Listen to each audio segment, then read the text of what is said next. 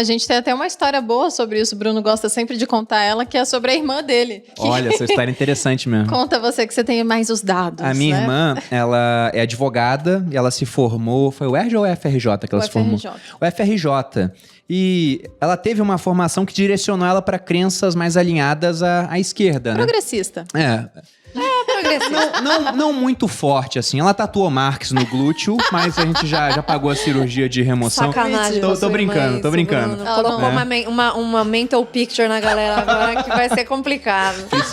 Bichicha, te amo, viu? Sacanagem. Isso é brincadeira, mas esse ponto foi... Agora vamos entrar no ponto real, né? Quando a gente decidiu criar o curso de leilão de imóvel da minha irmã, tava mostrando pra ela, olha, até abrir a sua empresa, se não ficar pronta pra vender o curso, a gente vende pela minha e vamos pagar tanto de imposto. Acho que era uns 17,5% de imposto. Ela falou, caramba, mas na minha eu vou pagar muito menos se eu for abrir na minha. Eu falei, sim, mas se não ficar pronto até a data, a gente lança e você lança de novo depois. Sim. Ela falou, pra pagar isso tudo de imposto, eu prefiro não lançar. Aí ela queria segurar. Curamos um socialista. Aleluia. Aí foi justamente assim, isso que eu mostrei pra ela. Tá vendo o efeito do...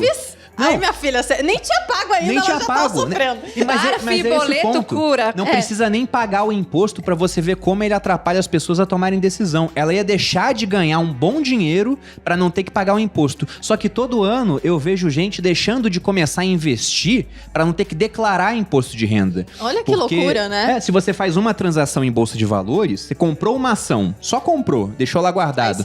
Mas você fez isso, você tem que declarar imposto no ano seguinte.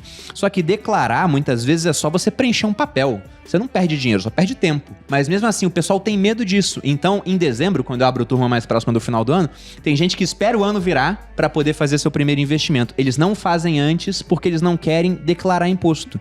Veja que não é nem pagar. Só o fato de existir o imposto já atrapalha a produtividade. É uma loucura. E é justamente isso que eu falo da questão do ambiente de negócio. Então, a gente precisa atacar esses pontos sobre a redução do ambiente de negócio ser favorável e não quem conseguiu passar por todos esses obstáculos e gerar riqueza, né? E cabe dizer assim, que as pessoas falam assim, não, mas você fica defendendo essas pessoas, você tem alguma coisa, você é amiga delas. Não é isso. Ótimo, porque existe rico ruim e pobre ruim. Exato. Existem pessoas ruins dos dois lados. Então, essa coisa da crença limitante de achar que porque é rico é ruim, porque eu vou agora fez até falar alguma do Big coisa Brother errada. aqui, que a gente tá tendo bons exemplos lá no Big Brother. Não é nem sobre rico ou pobre, mas é sobre gente ruim e gente boa, né? A gente acha então, que... a ser silêncio que os progressistas estão descobrindo o liberalismo. Eles estão descobrindo que a individualidade conta mais que o coletivo.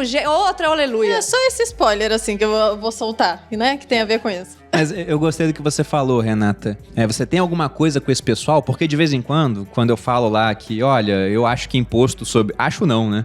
Tem aqui os motivos, né, pautados para eu falar que é uma política ruim, você querer tributar mais rico, bilionário, etc. Inclusive, que é uma besteira você falar fala que eles não existem. Que não deveria, inclusive, tarifar os tem esse ponto, né? Porque eu falo o seguinte, vamos pensar em alocação de capital. Olha o que o Jeff Bezos fez. Ele pegou uma empresa do nada e transformou a empresa em algo que vale 1,6 trilhão de dólares. A Amazon sozinha é mais valiosa que a Bolsa de Valores inteira do Brasil.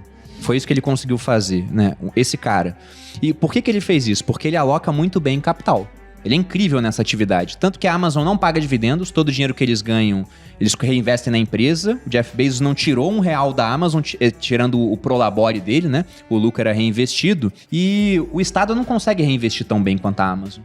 Então é uma questão de pensar, vale a pena você cobrar imposto desse cara? Porque afinal de contas ele usa tão bem o dinheiro que se reverte em ganho para os seus clientes em preços cada vez menores na Amazon, no Amazon Prime mais barato, que dá acesso à cultura para muita gente, num mercado Whole Foods, por exemplo, que ele comprou com contas mais baratas. Tem o Fábio que trabalha no suporte do meu curso, mora nos Estados Unidos, ele falou, Bruno, minha conta, desde que ele comprou o Whole Foods, barateou em 28% em um mundo com uma inflação crescente. Ou seja, ele facilitou, valor ele criou. Deixou mais barato comer saudável, orgânico. Sim, ele gerou muito valor. Então, se esse cara aloca tão bem o capital e o governo aloca mal, porque gasta muito mal o dinheiro, vale muito mais a pena deixar o dinheiro na mão desse camarada do que na mão do governo. Só que o pessoal fala pra mim, poxa, mas você fala isso, mas os próprios bilionários estão querendo pagar mais imposto. Os próprios bilionários estão apoiando organizações de esquerda. O que você acha disso aí, Renata? E aí eu levanto a sobrancelha e pergunto, para cima de Moá. Sério mesmo? Vocês acham isso, pessoal? Não dá. A gente volta pra questão da concorrência, né? Então, assim, é um puta marketing foda o cara falar que ele é preocupado, que ele quer pagar mais imposto, que ele tá preocupado com as políticas públicas e que ele vai ajudar. Obviamente que as big techs, principalmente, né, que são as grandes bilionárias, investem muito em campanhas políticas. Hoje a gente tem uma discussão também sobre essa questão de discursos nas redes e tal, que eles têm esse controle. São discussões até bastante válidas, mas eles influenciam a política, por que será? E por que será que eles fazem esse marketing sobre pagar imposto? Então, assim, a gente até brinca, eu e o Bruno, que quando o pessoal aqui que tem muito dinheiro fala que precisa de mais imposto, fala, emite DARF, rapaz. Põe aí o DARF, põe seu nome paga lá. Voluntariamente, paga voluntariamente pro governo e faz, pode até fazer um marketing, de repente. Põe lá aquele checão, imprime bem grandão, sabe? Um DARF gigante. Influencia as outras pessoas a fazerem. Mas não fica tentando cooptar as outras pessoas a pagar cada vez mais imposto. Você vê eles fazendo isso? Eu nunca vi. Eu nunca vi. Pois é, sabe o que eu vejo quando eles querem fazer alguma coisa boa? Não tem. Então, o que eles fazem, pelo que eu vejo, é o seguinte, né? Você pode pegar até o Bill Gates. O Bill Gates ele já teve uma fama muito ruim, porque a Microsoft era uma empresa que o governo americano falou que eles eram monopolistas, tinha que quebrar o monopólio. Eu lembro até que nos anos 90, quando queriam falar mal do Bill Gates, falavam que ele queria ser Thomas Edison, que era um inventor, inventou muita coisa, né? Mas na verdade era Rockefeller, era um monopolista malvadão. Uhum. E o Bill Gates, ele mudou essa imagem ao longo do tempo, virou um filantropo. E o dinheiro que ele pega, ele não dá pro governo. É ONGs próprias, tipo isso, né? Ele cria uma fundação, porque ele sabe, como um cara que aloca capital bem também, assim como o Warren Buffett, que é um amigão dele, eles sabem que o dinheiro rende mais na mão da iniciativa privada. Tanto que o Bill Gates coloca muito dinheiro na Fundação Bill e Melinda Gates, ajuda uma série de projetos. É um trabalho, eu discordo dele em vários pontos políticos, né? Sempre que a gente conversa eu falo isso pra ele. Mas nessa parte humanitária, o Bill Gates ajudou a acabar com a poliomielite no mundo. Porque pra cada $1 que o Rotary consegue, ele doa mais um. E ele fazendo isso tão bem feito, o Warren Buffett já falou que quando ele morrer, metade da fortuna dele vai pra fundação que os filhos dele abriram, cada filho dele tem uma fundação, e a outra metade vai pra Fundação Bill e Melinda Gates. Pergunta se ele vai deixar pro governo. Ele sabe que os caras não alocam bem o dinheiro. Mal, exato. Então eles ficam nisso, né? Bilionário tem que pagar mais imposto, mas eles mesmos entendem que o governo não aloca bem o dinheiro e ficam mandando pra instituições que vão fazer isso de maneira privada. Uhum. Sem falar que enquanto eles falam isso de pagar mais imposto, as empresas deles não fazem a mesma coisa. A Microsoft tem sede, por exemplo, em vários locais do mundo onde a tributação é mais favorável, e dentro dos Estados Unidos usa uma sede em Delaware, que é um local onde você, e a gente viu isso que a gente pensou em abrir empresa lá, você não paga tributos pro dinheiro que vem de fora dos Estados Unidos e entra por Delaware. Além do que, tem também uma questão de segurança jurídica lá que facilita algumas coisas para as empresas, mas ele deixa aquela sede lá justamente pensando em pagar menos imposto. Se ele paga menos imposto, é um componente a menos no preço do produto, ele consegue se tornar mais competitivo e o produto chega mais barato pra gente. Sobretudo se tiver competição também auxiliando a baixar os preços. Sim, exatamente. Eu acho que o nome desse podcast devia mudar para Tem Louco, mas não tem burro. Porque é o ponto, basicamente, que nós conseguimos chegar aqui em comum, de que ninguém é burro. Então, essa história de, vamos pagar imposto, vamos deixar na mão do governo. Ainda mais se você pega... O governo dos Estados Unidos é muito gastão ultimamente, diminuiu bastante as posições da liberdade econômica por causa dessas políticas e tudo mais, mas ainda é um estado bem diferente do brasileiro, com tantos problemas. Imagina, se nos Estados Unidos ele já tem um problema de gastar dinheiro demais, imagina no Brasil, que você tem todas essas regalias, privilégios a políticos. Inclusive, se fala tanto de desigualdade, a maior desigualdade no Brasil é entre a classe política, né, o funcionalismo público e a iniciativa privada. Então, as pessoas não veem as desigualdades que importam. Aliás, no livro As 6 Lições do Mises, ele fala que a desigualdade que mais deveria ser atacada não é a desigualdade entre um pobre e um rico em países livres, que aí a diferença vai ser qual é o relógio ou qual é o carro. Então, você tem um Chevrolet ou você tem um Cadillac, ambos fazem fazem o papel deles,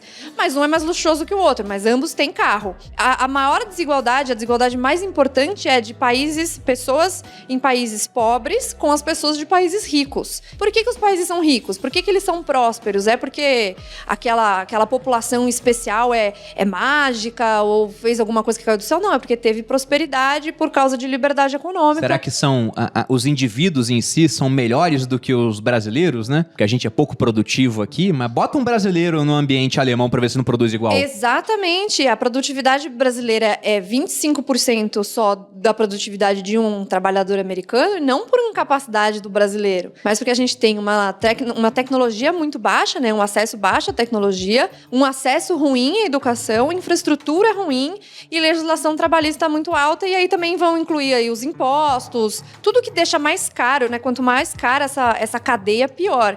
Então, no fim das contas, eu acho que a conclusão, Bru e Malu, é que o principal que deve ser atacado é essa estrutura gigantesca de Estado, esse ambiente de negócios que fica muito ruim para a pessoa pequena ascender, e não quem já gerou riqueza e gera empregos e facilidades. E sabe quem está ajudando a atacar isso, ironicamente? Quem? Ironicamente, né? Quem? Os bilionários, pô. Porque você vê, durante a pandemia, o tanto de pessoas que começaram a usar as ferramentas online, do Amazon Web Services, o pessoal que usa o Google, né, para colocar a sua loja, pagar anúncio no Google, o pessoal que criou canais no YouTube, criou perfis no Instagram, começaram a fazer alguma coisa. Negócio digital, né? Ou o Uber é um outro exemplo, né? Quantas pessoas durante a pandemia os negócios não fecharam, perderam o emprego e em um dia se cadastraram num aplicativo que foi altamente combatido por uma série de governos, porque mexia com o lobby dos taxistas, mas veja como um pouquinho de liberdade econômica faz diferença. Se não tivesse Uber, o pessoal ia ficar desempregado, não ia ter como trabalhar. Tendo Uber e o cara tendo uma carteira de motorista, ele conseguiu... Ele ao menos pode ter o dinheiro para se manter. Não, e aí vão falar o quê? Que é exploração, sendo que é um contrato voluntário. Ah, mas é porque ele não tinha outra opção. Isso é uma falácia também gigantesca, né? Ele não tem opção, ele foi demitido, ele não tinha outra opção, e daí ele aceitou trabalhar como Uber com aquelas horas que ele fala quantas horas ele quer trabalhar, e aí ele vê se ele quer trabalhar de fim de semana, dele, nas condições que ele quer, com o carro dele, né? Mas tudo bem. Ou nem dele, ele pode alugar um carro também. Ele pode alugar, que é um outro benefício, mas aí ele está sendo explorado. Tá bom, então aumenta-se a burocracia para o Uber, coloca todo mundo embaixo da CLT. O que vai acontecer com essa empresa? Gente, não precisa ser um gênio para entender. A empresa ou vai reduzir demais as suas posições ou vai acabar. E aí, quem não tinha essa opção não vai ter nenhuma. Pois é só pensar, esse pessoal que faz Uber hoje estava melhor antes ou depois do Uber? Eu conheço um monte de gente que prefere Uber. Exato, hoje, porque tem liberdade, flexibilidade. E às vezes ele até consegue fazer outros trabalhos, freelancer. Uhum. E aí ele consegue fazer... Ele complementa a renda dele com Exatamente. Uber. E aí nós chegamos, na minha opinião, no ápice do podcast, antes da gente terminar, que é o fato de que esses camaradas que inventaram, né, como por exemplo os próprios criadores do Uber, que ficaram bilionários com isso, esses caras que criaram essas invenções maravilhosas e ficaram desigualmente mais ricos, eles ajudaram a diminuir a pobreza no mundo. Sim. Esse é o ponto. Esse é o ponto principal. 2, não tem burro. E 2, eles ajudaram a exponencialmente reduzir a pobreza no mundo com as suas invenções. Então acho que com isso a gente encerra, né, moça? Você tem mais alguma consideração? Eu não. Você tem mais alguma consideração? Não, por mim eu fico aqui. Vocês me mandam mais uma água, mais um chá e eu vou ficando aqui até amanhã. Mas já acho que completamos bem. Muito obrigada pela presença. Para as pessoas te encontrarem nas redes sociais, como que elas fazem? É no Instagram, renata.jbarreto. Tem no Telegram também, que o canal tá no link da minha bio lá no Instagram. Isso. Ótimo. E obrigada a vocês dois, foi muito bom estar com vocês Como aqui que hoje. As pessoas te encontram no Instagram, Boludinho? Vocês podem procurar Bruno_Perini. No YouTube Você Mais Rico, e também vai sair meu ensaio no Artístico na revista Exame em breve. Tô brincando, não tem nada disso não. Mas é isso, pessoal, é Instagram, YouTube e aqui o podcast também, que vai ter inclusive um canal de cortes, não é isso, Kaique? Galera, você provavelmente já tá vendo esse podcast no canal de podcast, então não se esqueça de se inscrever nesse canal. Se inscreva nesse canal, por favor. Deixa um comentário aí, deixa o joinha, um feedback legal se você tá gostando do canal, e é isso. Compartilhe. E vocês também podem me achar nas redes sociais, Instagram, Malu Perini. E eu acho que é isso. Muito obrigada por terem assistido até aqui. Um beijo e até o próximo. Até a próxima, pessoal.